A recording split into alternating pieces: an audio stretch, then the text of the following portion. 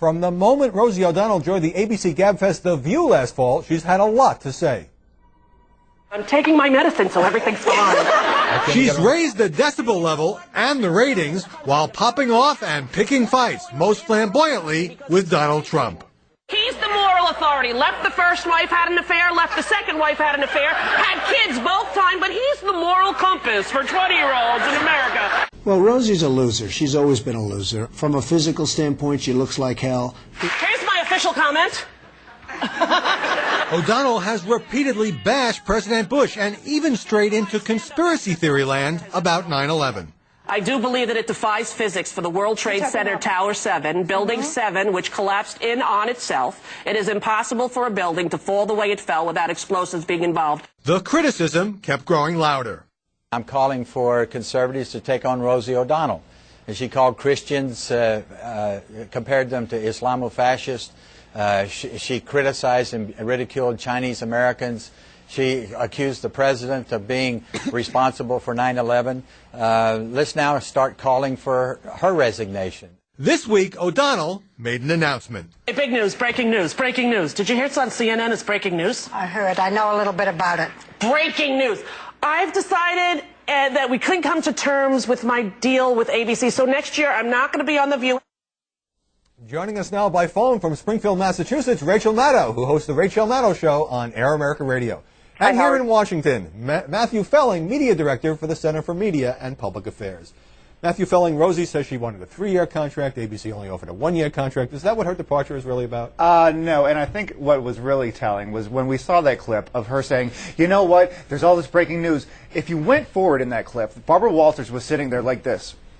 Like a ventriloquist, and her lips were not moving, and Rosie's doing this explanation about they wanted 3 years, I wanted 1 year, but at the same time, last year she said, I signed up for 1 year because of Barbara. I would do anything for Barbara, but now all of a sudden, despite the fact that the ratings have gone through the roof, there's no longer that goodwill. Rachel Maddow, I'm sorry we couldn't get you your picture up through the magic of television. So for Barbara Walters, you know, a serious journalist on this program, maybe she concluded that Rosie had just become a liability? Well, it's interesting. I mean, she's very provocative. She's very funny. The ratings, as you noted, went through the roof with Rosie. She was great for ratings on The View. But there's very little tolerance, I think, for a provocative person who's also coming from the left. There isn't very much overt liberalism on TV.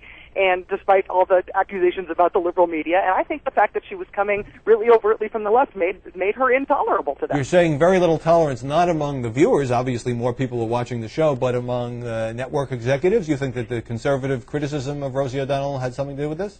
Well, certainly a lot of conservatives are taking the credit now that she has stepped down. I see a real parallel here with Rosie to the situation with Phil Donahue, who had a show on MSNBC that, for MSNBC, had good ratings, but he was told, and he's been very open about the fact since then, that he was told to book 2 conservatives for every liberal. The fact that his ratings were good still meant that the network executives didn't want to keep him on because they felt uncomfortable having an overt leftist voice on TV. I think it's hard to be a liberal on TV today.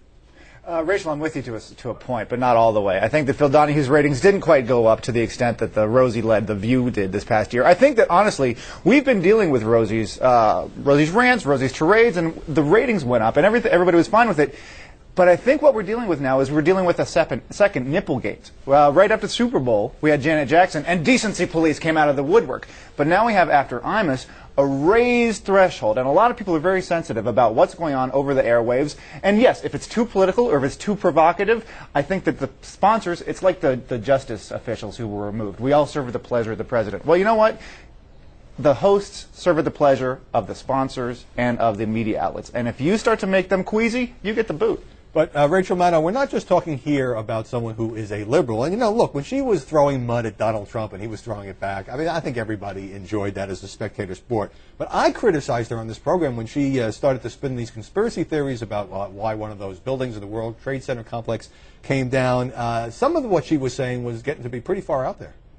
Certainly. She hit some third rail issues, but so do people like, for example, Glenn Beck, who's on CNN Headline News. I mean, somebody like Glenn Beck, who's overtly coming from the right, was able to tell a sitting member of Congress, prove to me that you're not an enemy of the United States because you're a Muslim. I mean, if you want to talk about hitting third rail issues, I would say Glenn Beck hits them on a very regular basis. But because he's coming from the right, I think there's just more tolerance from that. That's why you're able to see, former Republican congressmen as hosts. That's why you're able to see people like Tucker Carlson, people like Pat Buchanan, who have a very strongly right-wing ideological agenda, who are just as provocative as people on the left, but there's a higher tolerance for them doing it.